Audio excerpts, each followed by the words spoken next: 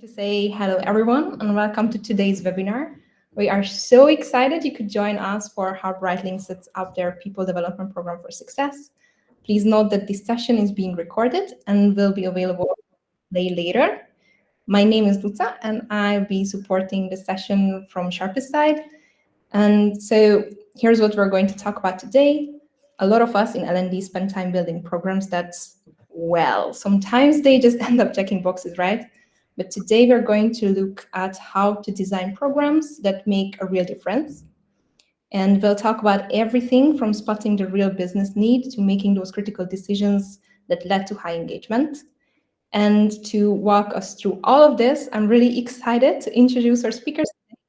We have Victoria McIntosh, who's the Global Head of Development and Engagement at Brightling. And with her, we have Juan Andres Salazar. He's a Senior Enterprise Relationship Manager at Sharpist. And before we jump in, please make sure to use the Q&A feature. Drop your questions in there as we go, and we'll make sure to get to them. And don't wait until the end if something comes to mind. So I think, all right, enough for me. And so let's just, Victoria, Juan, I'm going to pass the ball over to you guys. Thanks, Luca. Thank you, Luca. Also from my end, welcome everybody. It's really exciting to be here today to speak with Victoria McIntosh, who you will be able to meet in a short while. As Luca already mentioned, my name is Juan Salazar. I am a Senior Relationship Manager at Sharpist. I have 8 years of experience in B2B partnerships and customer success. And in this role at Sharpist, I provide strategic and operational support to enterprises in a variety of industries and markets in order to help them succeed with their digital coaching solutions. It is a pleasure to see so many familiar names among the attendees. So thank you to my dear clients for joining us today, and especially to you, Victoria. Thank you for joining us, for sharing your insights, and for shedding some light on how to make a coaching program successful from the get-go. Over to you. My pleasure. Well, hi, everybody. Thank you again also for joining. And the first thing I'd like to say is thank you, Juan, for actually being our Customer Success Manager who takes care of us at Brightling. I've been with Brightling just over 2 years. I have a background in the hospitality industry, loving coaching, loving what it does for our company. And I'm just super excited to be here and to share some insights from what we do and how we do it. Wonderful. Thank you very much, Victoria. And I would say let's jump right in, looking at the time, right? Because today is about demystifying what it actually takes to get coaching used, to get coaching valued, and also measured like a serious business tool and not just a perk. And Victoria, I know you've led that shift at Brightling, so I would like us to start with a bit of context. You already told us a little bit about yourself. Can you shed a bit more light into your role as Global Head of Development and Engagement? What does that entail? Sure, absolutely. So to basically put it in a nutshell, anything that we can do, myself and my team, to support our talent within Brightling, which really consists of, on a global level, we have around 2,000 employees. So how can we develop them and how can we help them grow and ultimately retain them within our business across the globe? It comes in a variety of trainings. It comes in a variety of online support that we provide them. And of course, very important in this day and age is engaging with them on different levels through surveys and coaching and mentoring. Great. So that's a healthy mix, I would say.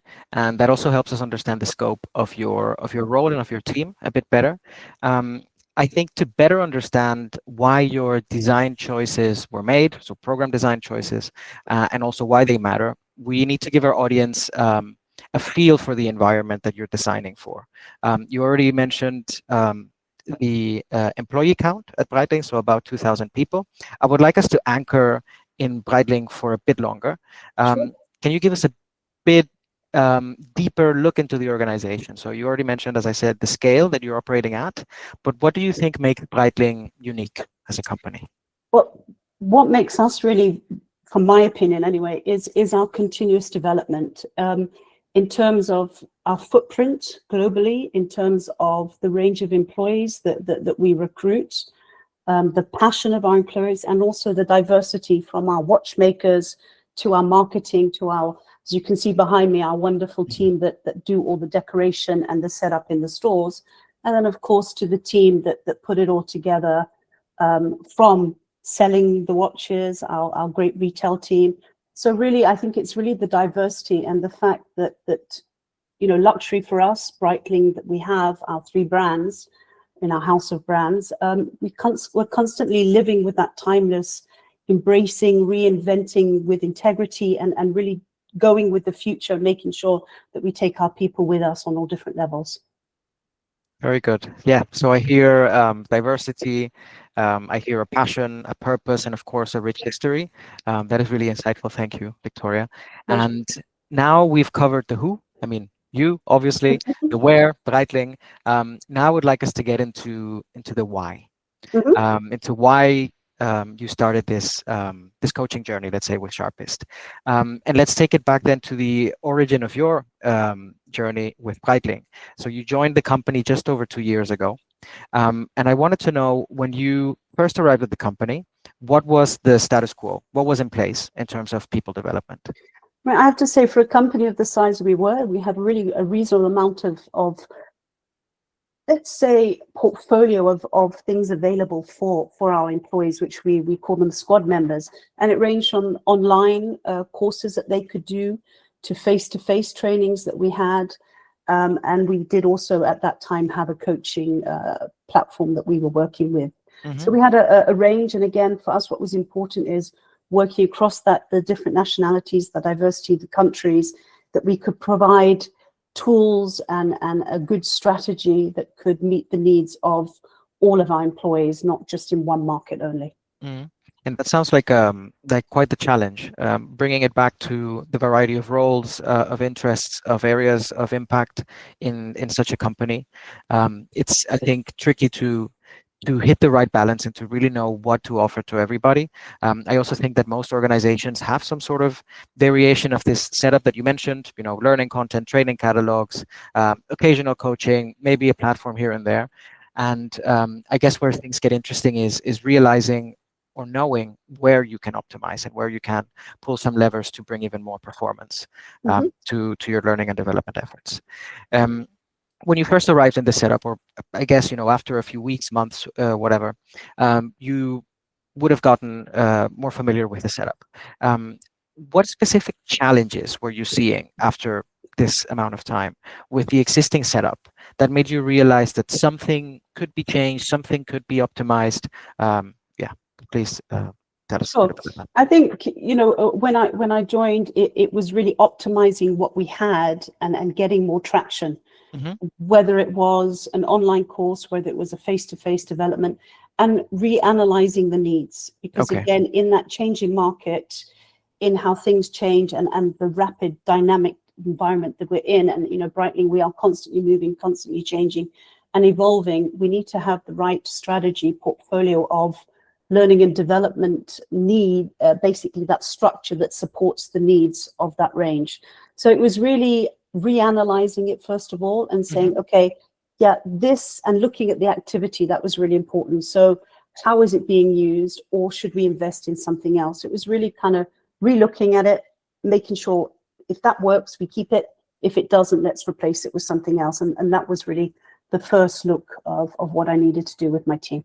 Okay, so a very conscientious taking stock, let's say, which makes sense. Once you're clear on the fact that something maybe could be working better, it's essential to then clarify why it's not working. And then the obvious next step would be to actually define how it should work, who should it be for, and what you want this to become in the long run.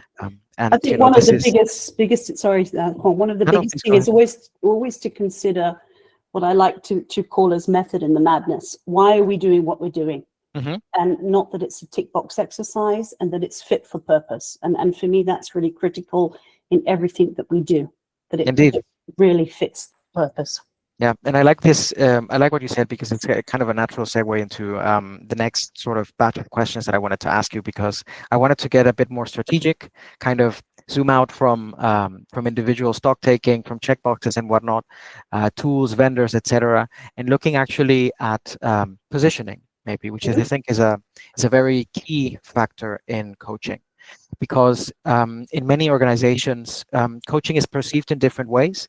Sometimes it's seen as a privilege, sometimes it's seen as a remedy, as a last resort kind of initiative, or even in the best case, as a performance multiplier. Mhm. So what is your view on how coaching should be valued, how it should be seen, and how can the L&D leaders that are joining us today help maximize the impact of coaching? I think when it comes to, if we're really focusing specifically on coaching, for me, it's a professional development, a big tool in professional development to take you to that next step. But the key for me is it's a personal responsibility of the person. So for me, it's not a case of pushing somebody to do it. It's almost like, ooh, their performance is bad, it's a punishment. It should be led because they want to take that next step. They want to level up their skills. They want to improve their knowledge. Mm-hmm. And perhaps they're not managing a team today, but they need that added skill set. So it's really that self-motivation for me that's super important, that you don't put somebody on just because your boss said you have to put them on. That person has to take that responsibility to grow their own skills. And that's critical for us. And that's a wonderful word that you just brought up, responsibility, or words that you brought up: responsibility, ownership, commitment. Could you briefly walk us through the commitment process? So what happens when someone signs up for coaching at Brightling? Okay. Sure, absolutely. What we have is we have a fantastic internal site that we use called WorkVivo, where we share all the information with our employees. And we have a slide to maybe take you through this a little bit. It's not driven by the manager. So for instance, we have a criteria that has to be met.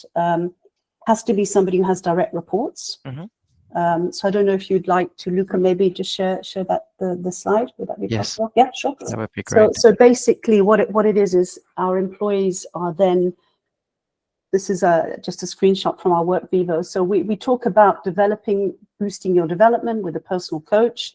So we basically put it out there to our people managers. So they have to have direct reports. Mm-hmm. We give them the why, as you can see on the screen. We give them the information of the program details, and then the process. And the process for us is super important, because what we love to see is when we put out something new that's available globally, the enthusiasm, the passion for people to take that ownership and develop themselves.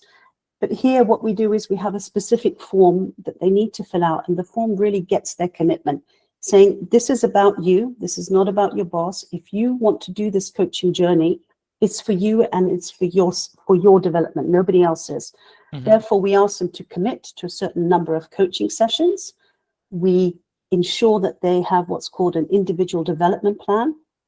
And that's where they sit down and discuss with their line manager before they fill out this application. I've seen this on WorkVivo. I would love to do this, and these are the reasons why. So they have to explain for what purpose do they want to follow this course. They have that discussion with their line manager. They come onto WorkVivo, they fill out the application form, they attach their individual development plan, and then it comes to us in what we call the development engagement team to look at and make sure that this person meets the criteria. And really that's the process. I don't know if you want me to go further when we begin, or just purely the process. No, this is perfect. I think it really helps to illustrate that you need to, taking a step back, you need to make certain decisions when you try to design a program like this in order to get you, high activation, high engagement, and the high usage that you want. So I see already a comprehensive intake process being kind of the first step. And also just going through the slide that we're seeing on the screen, I can tell, or, it's evident that you set a bar already at the intake process that many companies hesitate to set, which is setting a minimum number of sessions early on. You write it there, 2 coaching sessions per month, 3 recommended or encouraged.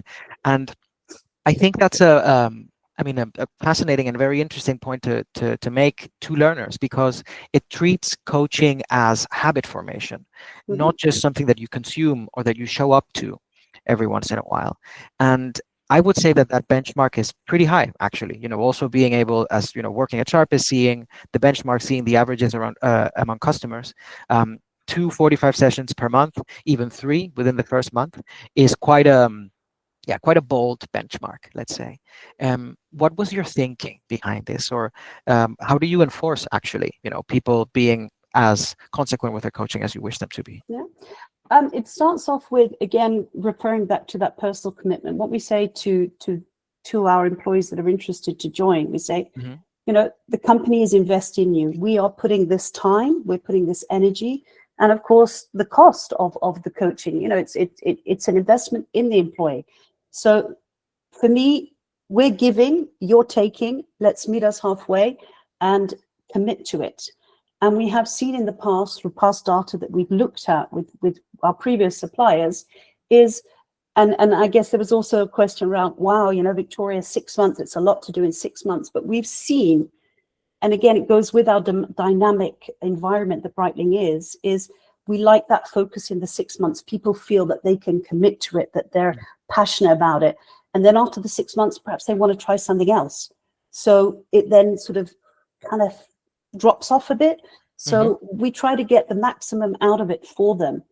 And by saying minimum of 2, you think about it yourself, 45 minutes in 30 days times 2, 90 minutes developing yourself. In the big scheme of things, that's not a lot. It's not a lot of time. Should be doable. It's absolutely doable. And I think you can see by the statistics for us, it is totally doable. How do we get people to commit? Well, the first step is, once we have the list of names, and we then literally say, okay, now we're going to do the onboarding, which of course is what we do in alignment with you. It's compulsory. It's not, we get these questions, oh, can you record it? Can you send us the link afterwards? And we're saying, this is where your personal commitment starts. It starts with being available, and we do the 2 slots so that globally we can do the time frame for our colleagues in the States or in Asia and Europe. So we say it's compulsory, and if people aren't able to join that onboarding, that's already for us a flag saying, how committed are you? Because this is the beginning of your journey. You need to learn how to use the platform, how everything works. So that's a commitment. And if somebody says, oh, can I join another one? It's like, these are the times. It's an hour and a half of your time for your personal development to understand what you can get out of it. So we make onboarding, it's compulsory. That's the first step. Yeah, and that's absolutely a key point here, because in the end, if you position a program, or if you treat coaching like a resource you can try to just dip your feet in for a little bit, ultimately you get trial behavior. If you treat the program like a change mechanism, then you get sustained behavior, and that requires, of course, sustained commitment, and that's already something that you do from the first step, which is how you get to ensure such high activation and all the wonderful KPIs that we were discussing just before we started the webinar. I think now that we're talking about commitment, we're talking about activation and engagement, would be a first or a good point to bring our first poll. If we could share that with the audience, Lutza. And it's a simple question. What is your biggest challenge when it comes to activation and engagement in your development initiatives? Let's see in a second what the results are. I guess in the meantime, though, we can move on to a next question. I see that we're slowly reaching the allotted time that we have for our webinar. We mentioned benchmarks. We mentioned the choices that you make in order to make a program successful, to make it engagement, setting high expectations that also bring with themselves good commitment. So benchmarks are one part, and the other part, I guess, of the equation of making a successful coaching program is the mechanism, or the operating layer, if you will, because even the best internal design can fail if service, matching, communications, responsiveness, you name it, if that isn't really tight, if that isn't aligned. So you've obviously worked together with us, with Sharpist, to deliver your coaching program. Were there any changes, improvements, just different ways of doing things in terms of program management, in terms of support, in terms of features, that compared to your previous setup, you've seen improved the engagement with the program? Yeah, I think it probably, if I may just a little step back, it probably takes, first of all, from how we've looked at it internally. So working with, and you've already met my team, Gail and Nick and my team, who have worked really closely to make sure that we're monitoring this program and that it is a great success. So for me, it really starts with also their commitment. I think it makes a difference if you have a smaller cohort, and what we chose to do was to have cohorts of a smaller number and frequently, as opposed to just having sort of 30, 40 people all starting at once.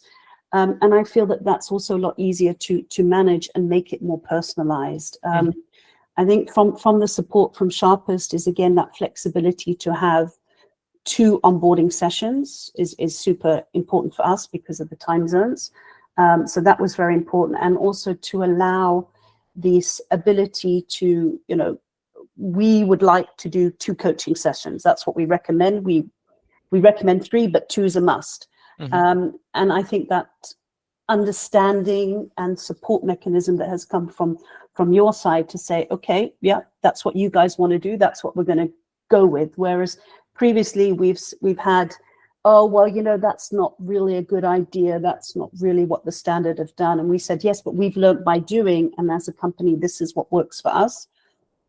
We've got the data, we've got the KPIs to prove it, and this is how we would like to do it. And I would say it's that partnership that we've had from you, that really, that connection for understanding that's how you want to do it. It might not be the norm of what everybody else does, but for us, I can see what we say, the proof is in the pudding. We have people activated within a very short period of time. We have great activation rates. We connect between myself and Gail, we connect individually with every single participant on the course, little check-ins, and it's not to sheriff or police them. It's like, how's it going? How do you feel with your coach? Are you comfortable? Is there anything else we can do to support you? Whether it's face-to-face or we give them a call on Teams. And that for us makes the difference. Yeah, and I think you've already touched on the natural progression of this conversation, because we talked about activation, which is the first step, obviously, in this journey. So getting people to start is one game, but keeping a program, an initiative valuable quarter after quarter, cohort after cohort is another. And you've obviously achieved remarkable results. We've already mentioned 96% activation within the first week, but by now, after months, you have 100% activation, you have 80% continuous engagement and utilization of coaching, and 96% satisfaction. You've already touched briefly on individual initiatives, individual pushes that you do with check-ins, with continuous kind of oversight, to put it in those terms, of the program and of learners. But do you have a general strategy or an overall high-level strategy for sustaining momentum as you continue to grow the coaching program as well? I think it starts with the actual process. I think it's the commitment from the beginning of literally saying to the people, it's your journey, it's your personal. So I think if you have that commitment from the beginning, the other steps come naturally. But if you don't have that desire, I want to improve, I want to level up my skills and knowledge, if that's not there from the person, and it's really, it's how we communicated in WorkVivo, offering people that opportunity to develop, to grow. And I think for us, that's a strategy that works, because for us, people are one of our key core values that we actually have within the 4 values that we live and breathe in Brightling. And it's making sure that we're balancing their performance plus the performance that we need to achieve in the business and sustaining that. Yeah, which is ultimately what any learning and development program or initiative should deliver. Not just, having nice, very beautiful KPIs of engagement and utilization and 100% this, 100% that, but rather having it pay into a business objective and be successful at that. We are almost reaching the end of our time of this conversation, Victoria, which I'm enjoying thoroughly, but fortunately, we have to also bring in some questions from our audience and from our viewers. Before we do that, I would like the team to show the last polling question of the day. And that is a very simple one. Should not take you a very long time to answer. Do you have a development program in place? Yes or no? It's simple enough. And now that that question is out there for the audience, I would like to close then our little journey, let's say, Victoria, by making this actionable, making this whole conversation actionable for the audience. It has been already, but if you have to give, or if you had to give one piece of advice to HR and L&D leaders who are watching today, who want to transform their development program from a nice to have to a business critical program, what would it be? I would say it's that commitment from the beginning. It's getting the professional development as a personal responsibility. It's not the responsibility of the manager or the company. It's that professional development is a personal responsibility. And that's something that should be from the beginning. And you can, if you have that, then the rest of the steps will follow. That's it. I guess, ensuring commitment, ensuring buy-in from the beginning makes everything easier, makes everything more impactful, and in the end, you achieve the results that you want or you set out to do with your program. We are now, as I said, done with my part of asking questions for you, Victoria. Thank you so much for your candid answers. Pleasure. I think now it's a good time to start opening up questions from our audience Q&A. I will sort. Oh, perfect. I can sort the questions by popularity. So that's how we're going to take it. Not first come, first serve, but rather from upvotes. So we have a first question from Sa or SA. Excuse me if I mispronounced your name. Quick question. Is there more than coaching included in your program, Victoria? In with Sharpist, or are you not really sure? I mean, I think maybe if you can share from the perspective of the entire department, or I guess, aside from coaching or with coaching, what else do you offer in parallel? Well, we run a lot of in-house face-to-face training. So we've just launched our own internal training catalog. Of course, we have a lot of training related to our watchmakers. So we work with external providers. We have a lot of brand training. We work closely with Coursera for a range of certifications. We do language training as well, and we're working on an internal mentoring program as well. So we have a lot, as I say, we're constantly building, adding. So I hope that answers your question. Yeah, it's a very complete setup, if I may say so myself, who has a little bit more insight than our audience into your mix. Let's move on to the next question by Jasmine. What data and KPIs were used for internal discussions to get the buy-in from the executive level? Okay, I would say that the data that we pull to really establish the needs is we work twice a year. We do our surveys. We have our engagement surveys. So we have specific question in our engagement surveys around the skill set of our managers. Mm-hmm. So we look at the data from that. We started 2 years ago a new engagement survey, which is almost like a 180, with 18 questions purely focusing on the behavior, skills, attitude of our managers. So we use that as a data to say, okay, this is where we are and with our managers, and we look at the KPIs that are set globally through the different markets, and then we provide them that support based on the needs. And quite often it came up on the skill set of the managers. Perhaps they need some more support on a mentoring or a coaching side. So we use that to put forward the necessity to our C-level to basically have coaching as a program within the company. Mm-hmm.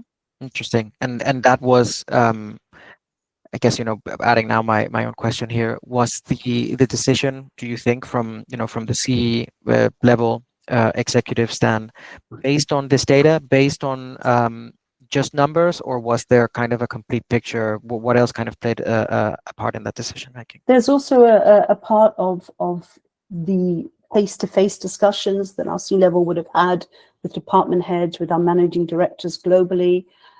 So it's really also almost like a training needs analysis in alignment with looking at the data. Very insightful. Thank you. We have so many more questions. Perfect. Let's start with this one. This one is quite long. By Anonymous. Given all of the challenges that the current market situation brings and the various issues within companies, where would you place coaching in this context?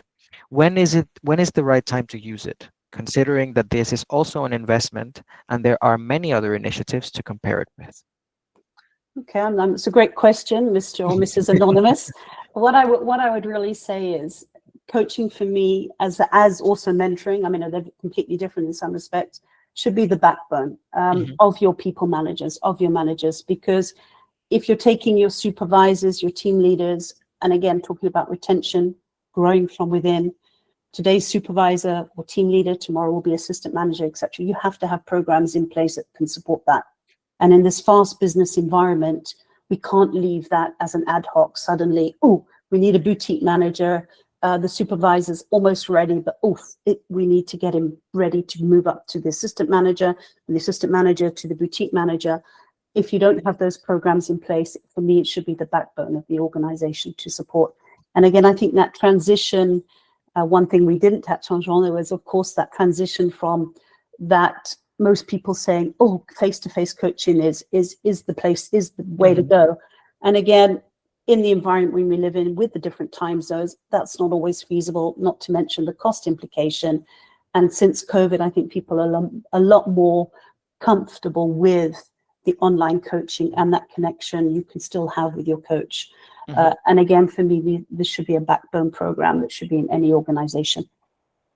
Indeed. Very interesting that you mentioned also the sort of cultural shift now away from thinking something that is digital is maybe not as effective, maybe not as powerful.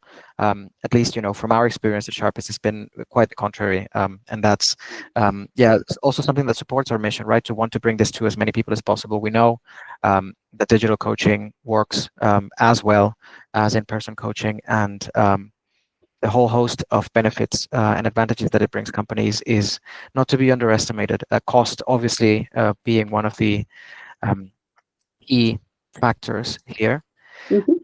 We have another quite interesting question. This one is not from Anonymous. This one is from Tom Hilliard. How do you actively act as an ambassador for a coaching mindset? Often, learners just want simple training and expect it to be arranged for them. How do you promote a culture of personal responsibility and development? I think this is right up your alley. It is absolutely a great question, Tom. I would say it starts from, and you might say it's a little bit cliche, for me, it starts with the passion and the commitment that comes from myself and my team. So if we're able to articulate the value, the why we're doing it, and why it's not just a tick box exercise, and what you as an individual can get out of it by saying, we're looking at your individual development plan. You've had your mid-year review. You've had your year-end review. You want to grow to the next level, and coaching can be an integral part of that. Of course, they want to attend the other trainings, and they come with, I want to go to a course that's 20,000 francs, et cetera, But we always have to say, okay, what's really going to help you to upskill, to increase your knowledge, and level you up for that next role. I hope that answered your question, Tom. Me too, with Thomas clapping. So I guess it did. And yeah, I guess also just to re-emphasize something very important that you mentioned, it's also acting or seeing L&D, HR in general, as a sort of leader by example type of figure. Yeah, I mean, you have to love what you do. I mean, you have to believe in something. I mean, for me, I guess probably a lot of that also comes from my hospitality background. You've got to be passionate about what you're sharing, what knowledge you're providing, and what programs you're offering. You've got to believe in them, that they can make the difference for your organization. And I think it's also a reflection, sorry to interrupt you, Victoria, but of your company culture as a whole. Absolutely. The way that I've been able to experience you and your colleagues has been of truly committed, passionate individuals, and that extends to every area of your work. And don't forget the passion for our watches. Indeed. And that also bleeds into passion for development, passion for improving all the time. That's also how you are able to, as a as a brand with such rich history to stay relevant, to stay competing through passion and through continuous improvement. And I think that shows as well in your people development initiatives. So congratulations, well done. We have a couple more questions before time is up. I think this one is also quite relevant for you, Victoria. Unfortunately, also from Anonymous, but still a good question. How do you manage participants who have committed initially, but do not continue to be active later on? That's also a great question, Mr. or Mrs. Anonymous. It's, at the end of the day, what we want to make sure is that with coaching, that it's not a punishment, it's performance driven. So what we do is we do monitor. Of course, we have our regular check-ins with Juan, we look at the performance. But in the interim, both Gail and I are monitoring, and we have a look at who's booked, who's scheduled. And because we're so connected to the individuals, they feel totally at ease to reach out to me and say, yeah, my coach isn't really working for me. Is it okay if I change? Or I missed a session, I'm really sorry. And it's not a bamboo, as I learned in the Middle East. It's not telling somebody off. It's saying, it's okay, we're all humans. We have busy schedules.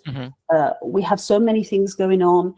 And if people pull out and say, listen, I really don't have the time, I can't commit to it right now, it's okay. Then we do also have other people who would like to do it. So it's not, we don't force people to stay. We basically guide them along and say, what can we do? Is there anything we can do to fix that before you pull out of the program? But again, it's all about that personal connection with your coachees to make sure that the journey is beneficial for them. Yeah, and I guess that's also what makes truly the difference between surveillance and chasing and genuine care. And I think that's also something that participants feel. They feel looked after and not surveilled, not pursued. And that's, as I said, all related also to the culture that you've created in the company. Absolutely, and it's important, the terminology and the words you use. It's not sort of, again, as you said, it's not a punishment. It's like, we've noticed, but how can we help? What's wrong? So then they feel totally okay, and they realize that, okay, maybe I do want to continue, or maybe now's not the right time, and that's totally okay as well. Yeah, I think you approach everything with understanding and with flexibility in mind. So I guess that's a way to be successful with that. Looking at the time, we're running really close to the end, but I have at least one more question that I would like to ask you, Victoria. Again, not from me. You have given a critical part of your organizational development, or the shaping of your organizational development into the hands of an external party, so Sharpist and their coaches. How do you ensure that you have a strong fit in this regard, an organizational fit, I guess?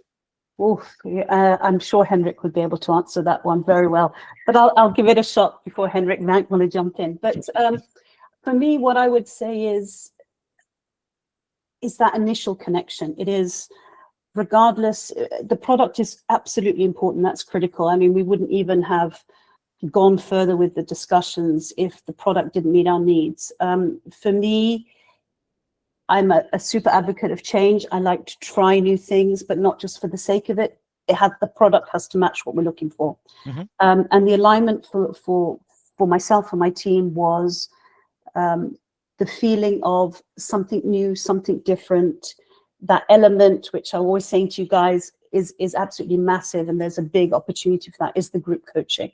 And that for us was that commitment to the next level of saying, yep, we're going to work with them. It was also the flexibility, because you guys have a completely different model and structure to the coaching, what we were used to. And it took us a while to get our head around the minutes and the this and the credits and the credits. And it was very different. But again, we got our head around it in my team. We said, yeah, let's give it a go. So I think it for me, it was the understanding from your side. Of course, it was the characters of the employees, and I know that some of them are still no longer with you, but again, it was that initial connection and that willingness to unpack what we had, what we liked about what we had, where the holes were, that we were looking for something more, and really, I think it was just that journey, which I'm sure Henrik might have thought at the beginning was a little frustrating from his point of view. But now we're here. It seems like it all worked out. really, thank you so much, Victoria, for spending this time with me and with everybody in the audience. I think it's been a really, really fantastic and insightful conversation. I think I heard someone raising a hand. I don't see them anymore. Maybe that was by mistake. But yes, so as I said, I wanted really to thank you so much. You see all of the clapping, all of the heart emojis. I think it was a really insightful session. And yeah, I really look forward to the next conversation. Look forward to our next chat next week. And Likewise. for everyone who joined, thank you so much. As you know, the session is recorded. You will get it in your inbox after watching live. And we wish you all the best for today. Thank you so much, Victoria. Thank you very much, everybody, and thanks for your questions. Have a great afternoon. Bye-bye. Goodbye.